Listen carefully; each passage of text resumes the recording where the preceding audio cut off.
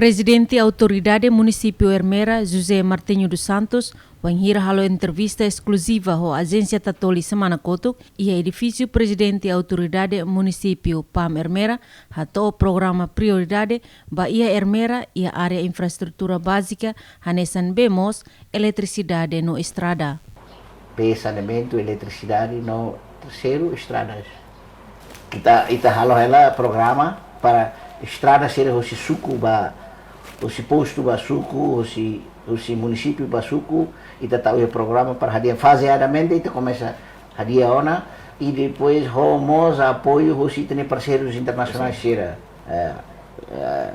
neste caso e agora verão e tinha ainda né e tem apoio o UNDP li o ser no programa e depois o programa participa o governo Austrália será roto mas tal apoio baita a tu hadia estrada bemos no sanitação.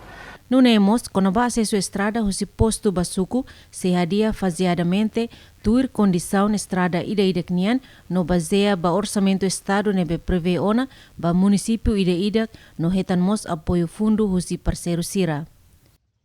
O ministro das obras públicas tinha ainda nem está construída na estrada ba Ermera cidade antiga e depois ba Lete Forro Sigleno Manubá, tinha ainda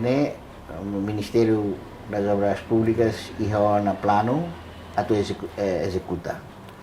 Entretanto, o Orçamento Geral do Estado tem em rua no Resinhat, orçamento alocado para o município Ermera, hamutu dólar americano, 1.8 rua nulo resin walu,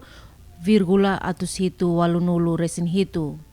Husi orçamento aloca tur programa ida no categoria hanesan salário, no vencimento, bens no serviço, corrente, transparência pública, capital menor no capital desenvolvimento.